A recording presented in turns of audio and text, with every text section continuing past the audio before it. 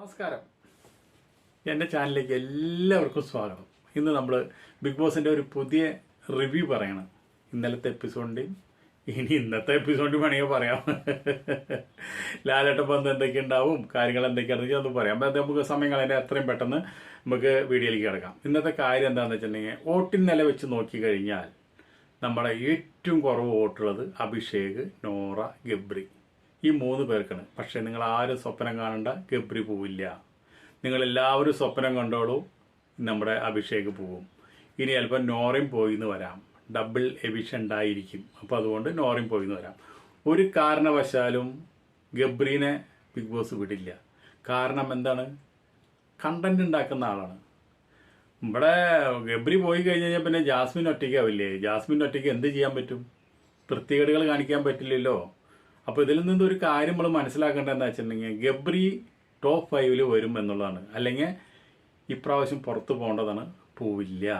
അതൊക്കെ ബിഗ് ബോസിൻ്റെ ഓരോ തട്ടിപ്പും മത്തങ്ങയാണ്. അതൊക്കെ നമ്മളെ കാണുന്നവരെ ഓമ്പിക്കുകയാണ് ബിഗ് ബോസ് ചെയ്യുന്നത്. അപ്പോൾ നോറയ്ക്ക് വളരെ വോട്ട് കുറവാണ്. അതുപോലെ തന്നെ നോറേനെ ആർക്കും ഇഷ്ടമല്ല. വൃത്തികെട്ട സ്ത്രീയാണ്, അതൊരു ഊളയാണ്. അതുകൊണ്ട് എല്ലാവരും അതിനെ തഴഞ്ഞു കളഞ്ഞിരിക്കുന്നത്.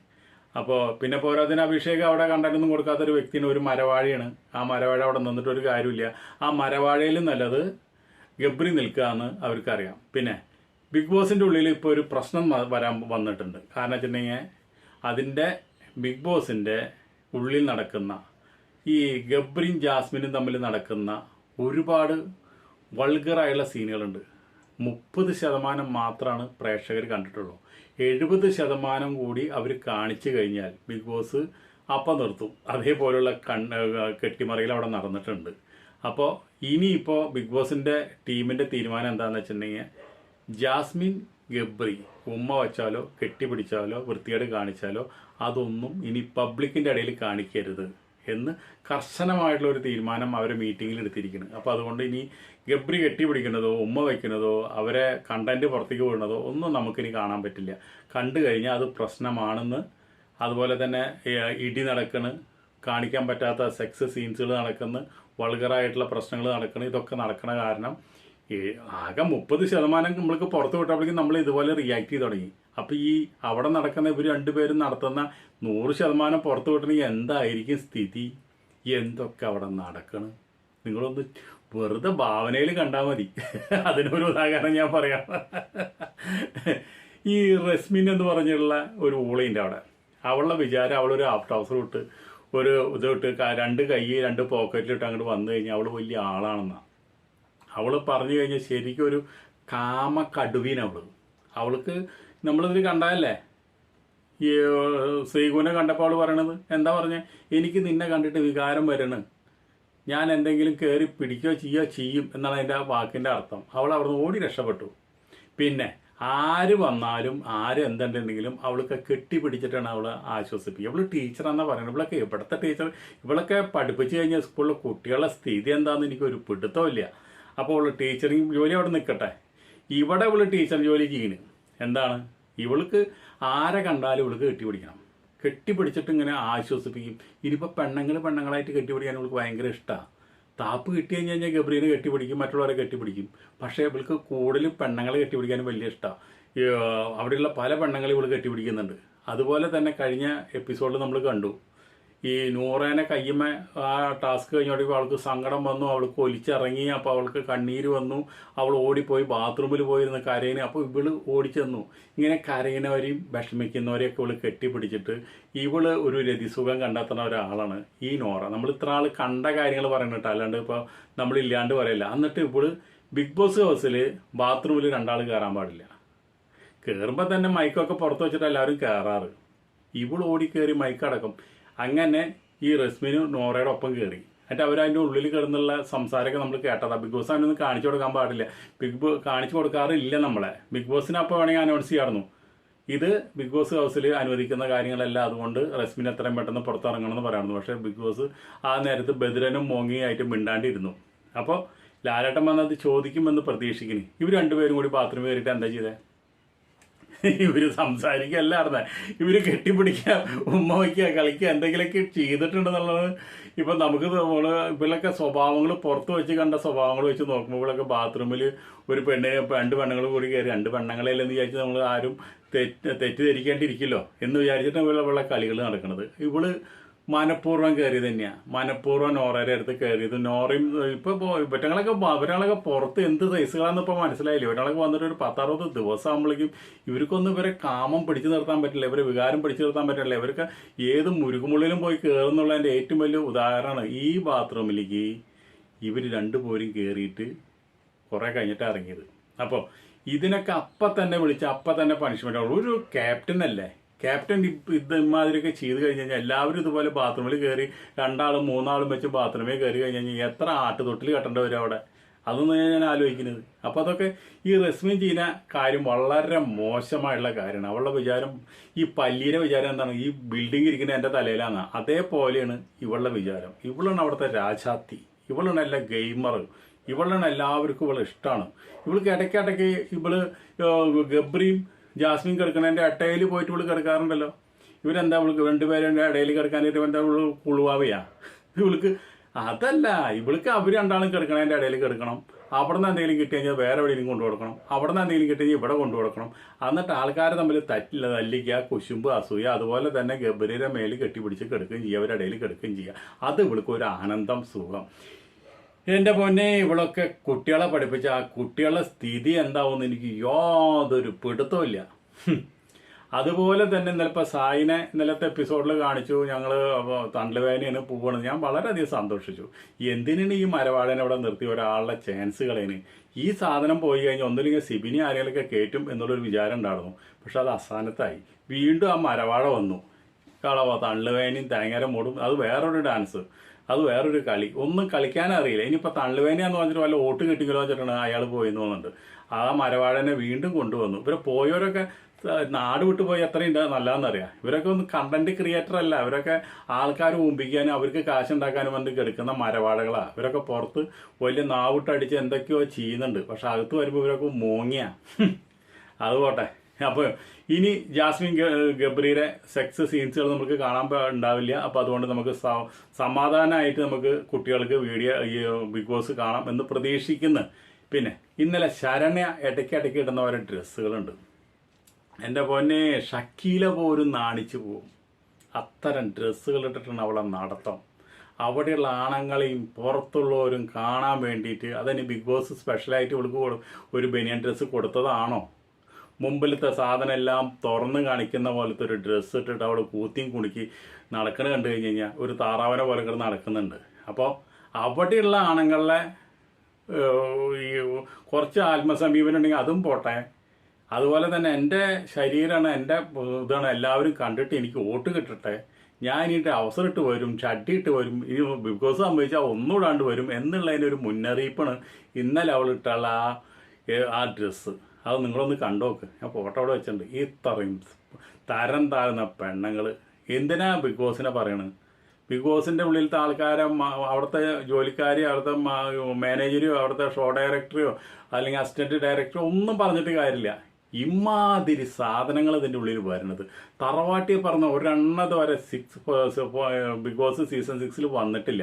ഒക്കെ ഡൈവേഴ്സ്, 5 ഡൈവേഴ്സ്, 4 ആളെ തേച്ചത്, 3 ആളെ തേച്ചത്, 4 ആളെ ഗർഭമുണ്ടായി അത് കളഞ്ഞവർ, ഗർഭം ഇല്ലാണ്ട് വന്നവർ, ഇതിങ്ങനെയുള്ള ആൾക്കാരല്ലാണ്ട് വേറെ ആരെങ്കിലും ബിഗ് ബോസിൽ നമ്മൾ ഇന്നവരെ കണ്ടിട്ടുണ്ടോ? ഇതുവരെ കണ്ടിട്ടില്ല. ഇനി ഒരു അക്ഷരത്തെറ്റ് പോലെ ആരെങ്കിലുമൊക്കെ വന്നാലായി. സീസൺ 5 കഴിഞ്ഞതിൻ്റെ അടിപട പൊരിഞ്ഞ് നടക്കുക അങ്ങോട്ടും ഇങ്ങോട്ടും. അതുപോലെ തന്നെ സീസൺ 6 അടി അതിനേക്കാളും ഗംഭീരമായിട്ട് ഇവിടെ നടക്കുക. എന്തായാലും നല്ലൊരു തൃശ്ശൂരാണ് നടക്കുന്നത്. ഇതിൻ്റെ ഇടയിൽ ആ റിനോഷ്, അവൻ ലോകമരവാഴി, അവൻ്റെ ഉള്ളിൽ കാട്ടിക്കൂട്ടിയ വൃത്തികേടുകളാണ് ശരിക്കും പറഞ്ഞാൽ സീസൺ 5 നാറ്റിച്ചത്. അവൻ വന്നിട്ട് കെട്ടിപ്പിടിച്ച് ആ ശ്രുതിനെ പീച്ച് പഞ്ഞി പരുവാക്കി പുറത്തേക്ക് വിട്ടു. അതാണ് അവൻ ചെയ്ത ഏറ്റവും വലിയൊരു കാര്യം. മരവാഴ, ഒരു ഊള. എന്നിട്ട് ഇപ്പോൾ മാരാരം മെക്കട്ടിക്ക് കയറാൻ നിൽക്കുക. അവന് നക്കാനായിട്ട് നമ്മുടെ എൻ്റെ ഷെയ്നോ അല്ലെങ്കിൽ ഏഷ്യാനെറ്റോ വല്ല അവാർഡോ കാശോ കൊടുത്തെങ്കിൽ അത് മേടിച്ച് നക്കി അവിടെ ഇരുന്നാൽ പോരെ. എന്തിനാണ് ഈ നമ്മുടെ മാരാരം നെഞ്ചത്ത് കയറാൻ പോണത്? മാരാര് സത്യം പറഞ്ഞ കാരണമാണോ മാരാര് നെഞ്ചത്ത് കയറുന്നത്? അപ്പോൾ മാരാരം നെഞ്ഞത്ത് കയറാൻ കുറച്ച് ആൾക്കാരുണ്ട്. ഏഷ്യാനെറ്റ് അത് പ്രത്യേകിച്ച് കാശൊക്കെ കൊടുത്ത ആൾക്കാരെ സെറ്റപ്പ് ചെയ്ത് നിങ്ങൾ കുറച്ച് വീഡിയോ ഇട്, നിങ്ങളിങ്ങനെ മാരാർക്കെതിരെ സംസാരിക്കും, ഞങ്ങൾക്ക് സംസാരിക്കാൻ പറ്റില്ല. ഇവർക്ക് മാരാര് നുണയാന്ന് പറഞ്ഞതെന്ന് വെച്ചിട്ടുണ്ടെങ്കിൽ ഇവർക്ക് മാരാരുടെ പേരിൽ മാനനഷ്ടത്തിന് 1 കോടി രൂപയ്ക്ക് മാനനഷ്ടത്തിന് കേസ് കൊടുത്തൂടെ? കേസ് കൊടുക്കട്ടെ. അപ്പോൾ അറിയാലോ നമുക്ക്. ഇത് കേസ് കൊടുത്തു കഴിഞ്ഞാൽ അവർക്ക് അറിയാതൊന്നും നേരെയാവില്ല എന്ന്. എന്താ കാരണം? ഇതിനൊക്കെ തെളിവുകളുണ്ട്. അതുകൊണ്ട് അവർ നാറും. അപ്പോൾ അതുകൊണ്ട് ഇതൊക്കെ ഈ വെള്ളത്തിൽ വിട്ട വളിയെ പോലെ പൊക്കോട്ടെ എന്ന് വിചാരിച്ചിട്ടാണ് ഏഷ്യാനെറ്റ് നിൽക്കണം. അവരെ അന്വേഷണം ഒന്നും പുറത്ത് വരാൻ പോണില്ല. അപ്പോൾ നമ്മൾ പറഞ്ഞു വന്ന് ശരണ്യരെ ഡ്രസ്സിൻ്റെ കാര്യം. ഇനി വേറൊരു മരവാഴിനെ അതിൻ്റെ ഉള്ളിലേക്ക് വിട്ടിട്ടുണ്ട്, രതീഷ്. എന്തിനാണ് ആ ഊളനെ അവിടേക്ക് വിട്ടത്? ആ ഊളയ്ക്ക് മുമ്പ് തന്നെ ഇപ്പം ഈ ഇതിനൊക്കെ ആരതിനൊക്കെ എടുത്തതെന്ന് വെച്ചിട്ടുണ്ടെങ്കിൽ അവരിന് ആദ്യം പോയിട്ട് ചീത്ത പറയേണ്ടത്. ഒരു കഴിവുമില്ല, വെറുതെ കിടന്ന് വർത്താനം പറഞ്ഞാൽ തന്നെ തിരിവില്ല, വർത്താനത്തെ ശബ്ദം കേട്ടാൽ തന്നെ നമുക്ക് അരോചകമാണ്.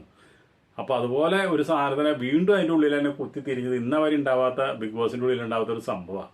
അപ്പോൾ ആ മരവാഴേനെ, ആ കുളവാഴേനെ തിരിച്ചു വിളിക്കുന്നുണ്ട് ലാലേട്ടൻ വന്നിട്ട്. എന്തായാലും അതിനെ വേഗം കൊണ്ടുപോക്കാം, നാട് കടത്ത് അതിനെ ഏറ്റവും നല്ലത്. പിന്നെ സിബിൻ കയറും എന്ന് പറയുന്നുണ്ട്. എന്തായാലും ബിഗ് ബോസിൻ്റെ അകത്ത് അത് വലിയൊരു ചർച്ചയാണ് സിബിനെ കയറ്റാനായിട്ട്. സിബിനാണ് ഈ പ്രശ്നങ്ങൾക്കൊക്കെ തുടക്കം. സിബിൻ തിരിച്ച് കയറ്റി കഴിഞ്ഞാൽ ഇതിൻ്റെയൊക്കെ ഒരു വലിയൊരു തീവ്രത കുറയും എന്ന് പറഞ്ഞിട്ട് എൻ്റെ ഷൈനും ഏഷ്യാനെറ്റും തമ്മിലുള്ള ഒരു ചർച്ചയും മീറ്റിംഗ് നടന്നിട്ടുണ്ട്. ആ മീറ്റിങ്ങിൽ ഇപ്പോൾ എന്തായാലും സിബിനെ കയറ്റാൻ തന്നെയാണ് തീരുമാനം എന്നാണ് ഞാൻ അറിഞ്ഞത്. അപ്പോൾ അതുകൊണ്ട് ഈ ആഴ്ചയോ അടുത്ത ആഴ്ചയോ സിബിൻ തിരിച്ചു വരും. ആ കാര്യത്തിൽ യാതൊരു തർക്കവുമില്ല. അപ്പോൾ ഈ നമ്മുടെ ഏറ്റവും അധികം കണ്ടന്റ് ഉണ്ടാക്കിയതും ഏറ്റവും അധികം നമ്മുടെ ജാസ്മിനും അതുപോലെ തന്നെ ഗബ്രിക്കെതിരെ പ്രതികരിച്ചതും സിബിൻ തന്നെയാണ്. ഇനി വന്നാലും അങ്ങനെ തന്നെ ഉണ്ടാവുള്ളൂ. കാരണം എന്താണെന്ന് വെച്ചിട്ടുണ്ടെങ്കിൽ സിബിന് ഇനി തിരിച്ചു പറയാനായിട്ടോ അല്ലെങ്കിൽ ബിഗ് ബോസിൽ പേടിച്ചിട്ട് എന്തെങ്കിലും ചെയ്യാനോ പറ്റില്ല. അപ്പോൾ അതിന് എന്തെങ്കിലും ഒരു നിബന്ധന ഈ സിബിൻ്റെ അടുത്ത് വെച്ചാൽ സിബി അത് സമ്മതിച്ചില്ലെങ്കിൽ ഞാൻ അവിടെ ചെന്ന് കഴിഞ്ഞാൽ അവർക്കെതിരെ കളിക്കും. അവർ കളിക്കുന്നത് മുഴുവൻ ഫേക്ക് കളിയാണ്. അവർ പുറത്തു വന്ന കല്യാണം കഴിക്കാനൊന്നും പോകുന്നില്ല. ഇതൊക്കെ അവരെ ഉടായ്പാണ്, തട്ടിപ്പാണെന്ന് തന്നെയാണ് സിബിൻ ഇപ്പോഴും പറയണത്. പക്ഷെ ആ വാക്കുകളൊക്കെ വിഴുങ്ങിയിട്ട് ഇനി അതിൻ്റെ ഉള്ളിൽ കയറി അവർക്കെതിരെ ശബ്ദിക്കാണ്ടിരുന്നു കഴിഞ്ഞാൽ സിബിൻ എന്നവരുണ്ടാകുന്ന ഗ്ലാമർ മുഴുവൻ പോവും. പക്ഷെ അതിന് സിബിൻ എന്തായാലും നിൽക്കില്ല. സിബിൻ്റെ രീതിയിൽ കളിക്കാം എന്ന് ആണ് നമുക്ക് സിബിൻ പറയുള്ളൂ. അങ്ങനെ വന്നാൽ മതി, അല്ലെങ്കിൽ പുറത്ത് നിൽക്കുക ഇതിനേക്കാളും നല്ലത്. പിന്നെ ഇതിനുള്ളിലുണ്ടായ കോലാഹലിനെ കുറിച്ചും ബഹളങ്ങളെ കുറിച്ചും ഒക്കെ മോഹൻലാലിനോട് പത്രക്കാർ ചോദിച്ചു. ഇപ്പോൾ ബിഗ് ബോസിൻ്റെ ഒരുപാട് പ്രശ്നങ്ങൾ നടക്കുന്നുണ്ടല്ലോ, ഒരുപാട് അപവാദങ്ങൾ നടക്കുന്നുണ്ട്, ഒരുപാട് ഇതുകളൊക്കെ നടക്കുന്നുണ്ട്. അതിലെന്താ ലാലേട്ടന് പറയാനുള്ളതെന്ന് ചോദിച്ചിട്ട് കുറേ പത്രക്കാർ ലാലേട്ടൻ്റെ അടുത്ത് ചെന്നിട്ടുണ്ട്. ലാലേട്ടൻ പറഞ്ഞാൽ ബിഗ് ബോസിൽ ഇതുപോലെ പല ആരോപണങ്ങളും ഉണ്ടായിട്ടുണ്ട്, ഇതിലും വലിയ ആരോപണങ്ങൾ ഉണ്ടായിട്ടുണ്ട്. അതൊക്കെ ചായക്കോപ്പയിലെ കൊടുങ്കാറ്റാണ്. അതൊക്കെ അങ്ങോട്ട് കെട്ടടങ്ങും. ഇതൊക്കെ ഒരു ഷോ നടത്തുമ്പോൾ അതിൻ്റെ ഭാഗമായിട്ട് പല ആൾക്കാർക്കും പല രീതിയിലാണല്ലോ. ആരൊക്കെ എന്തൊക്കെ പറയും, വായ ആൾക്കാരല്ല എന്തൊക്കെ പറയും, അതൊന്നും നമ്മൾ നോക്കണില്ല. ഞാൻ അവിടുത്തെ വെറും നമ്മുടെ ഈ ബിഗ് ബോസ് പറയുന്ന ഒരു ആങ്കർ, അവരെ ശമ്പളം പഠിക്കുന്ന ഒരു ജോലിക്കാരൻ. അപ്പോൾ അതിൽ കൂടുതലൊന്നും എനിക്ക് ബിഗ് ബോസിനെ കുറിച്ച് അറിയില്ല. എനിക്കൊന്നും അതിലും മേലെ എനിക്ക് പറയാനില്ല. അപ്പോൾ ഈ ആരോപണങ്ങളൊക്കെ നമ്മുടെ മോഹൻലാൽ തള്ളി കളഞ്ഞിരിക്കുക. ഇതൊക്കെ പുല്ല് വലിയായിട്ട് നടന്നിരിക്കുക. മൂപ്പർക്ക് ഈ ബിഗ് ബോസ് എന്ന് പറഞ്ഞു കഴിഞ്ഞാൽ ഒരു ഹരമാണ്. അതിന് കാരണമുണ്ട്. കാരണം എന്താ വെച്ചിട്ടുണ്ടെങ്കിൽ എന്നും ഒരേപോലെയാണ് നമ്മുടെ മോഹൻലാലിൻ്റെ ജീവിതം നടക്കുന്നത്. കാരണം എന്താ വെച്ചിട്ടുണ്ടെങ്കിൽ എന്നും ഷൂട്ടിങ്ങിന് വരും. അതേപോലെ തന്നെ എന്നും ഒരേ മുഖങ്ങളെ കണ്ട് 10, 15, 20, 40, 3, 2 മാസമൊക്കെ ഇങ്ങനെ കഴിയണം. അതിൽ നിന്ന് ഒരു ദിവസത്തെ ഒരു ശനിയാഴ്ച ലാലേട്ടന് കിട്ടുന്ന ഒരു എൻ്റർടൈൻമെൻറ്റ്, പുതിയ മുഖങ്ങളെ കാണാനും അവർക്ക് കുറേ കാര്യങ്ങൾ പറഞ്ഞു കൊടുക്കാനും അവരെ കയ്യിൽ നിന്ന് കുറച്ച് കൊച്ചു വർത്താനങ്ങൾ കേൾക്കാനും അവരെ കയ്യിൽ നിന്ന് ലാലേട്ടനെ കുറച്ച് പോളത്തുന്ന കാര്യങ്ങൾ കേൾക്കാനും ഇതൊക്കെ ലാലേട്ടന് ഭയങ്കര ഇഷ്ടമാണ്. ഇതൊന്നും ലൊക്കേഷനിൽ ഇരുന്നാൽ കിട്ടില്ല. അതിനേക്കാൾ സുഖമാണ്. പിന്നെ അതുപോലെ തന്നെ മോഹൻലാലിൻ്റെ സിനിമ കാണുന്നതിനും കൂടുതൽ ആൾക്കാർ ബിഗ് ബോസ് കാണുന്നുള്ളത് മൂപ്പർക്ക് അറിയാം. അപ്പം നമ്മളിപ്പോൾ ഈ ഒരു കൊല്ലത്തിനുള്ളിൽ ഒരു പടം 2 പടമൊക്കെ അഭിനയിക്കുന്നത്, അതൊക്കെ പലതും പൊളിഞ്ഞു പോവുക. അപ്പം നമ്മൾ ലൈം ലൈറ്റിൽ നിൽക്കണമെങ്കിൽ ഇങ്ങനെ ബിഗ് ബോസ് ഷോയിൽ നിന്ന് കഴിഞ്ഞാൽ നമ്മൾ എന്നും ജനങ്ങൾ നമ്മുടെ മനസ്സിലുണ്ടാവും, ജനങ്ങൾ ഓർമ്മിക്കും. അപ്പോൾ ഇങ്ങനെ ഒരു അപവാദങ്ങൾ ഉണ്ടാകുമ്പോൾ അത് നമുക്ക് ഉയർച്ചയിലേക്കാണ് വരുന്നത്, അല്ലാണ്ട് അതൊരിക്കലും താഴ്ന്നു പോവല്ല. ആൾക്കാർ എന്തൊക്കെ പറഞ്ഞു കഴിഞ്ഞാലും മോഹൻലാലിന് അതൊന്നൊരു വിഷയമല്ല. മോഹൻലാൽ അതൊക്കെ പോസിറ്റീവായിട്ട് എടുക്കണം. ഒരിക്കലും നെഗറ്റീവായിട്ട് ഒരു വാർത്ത പോലും എടുക്കാത്ത ഒരാളാണ്. ഒരാൾക്കെതിരെ ഒരു പരാതിയുമില്ല.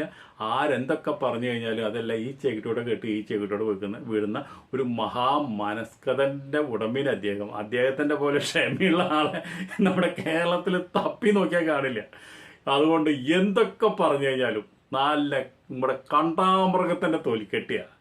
അപ്പോൾ അതൊന്നും കണ്ടില്ല കേട്ടില്ല. അത് നല്ലത് ശരിക്കും എന്ന് പറഞ്ഞു കഴിഞ്ഞാൽ നമുക്ക് വഴി തനി വഴി എന്ന് പറഞ്ഞ് നടന്നു പോവുക ഏറ്റവും നല്ലത്. ഇതിൻ്റെ ഉള്ളിൽ എന്തൊക്കെ നടന്നു കഴിഞ്ഞാലും ലാലേട്ടനെ ബാധിക്കുന്ന കാര്യമല്ല എന്നാണ് മൂപ്പര് പറഞ്ഞത്. ഇതിൻ്റെയൊക്കെ അർത്ഥം അതാണ്. അപ്പോൾ അതുകൊണ്ട് ഇനി ബിഗ് ബോസ് ലാലേട്ടൻ വന്നിട്ട് എന്തൊക്കെ ചോദിക്കും, ഏതൊക്കെ ചോദിക്കില്ല എന്ന് നമുക്ക് ഒന്ന് കാത്തിരുന്ന് കാണാം. ഇപ്പം നമ്മൾ ഈ കാണുന്ന ഇടയ്ക്ക് ഗബ്രിയും ജാസ്മിനും തമ്മിൽ ചില വഴക്കുകളൊക്കെ കാര്യമുണ്ട്. അതൊക്കെ ഉടായ്പാണ്, അതൊക്കെ തട്ടിപ്പാണ്.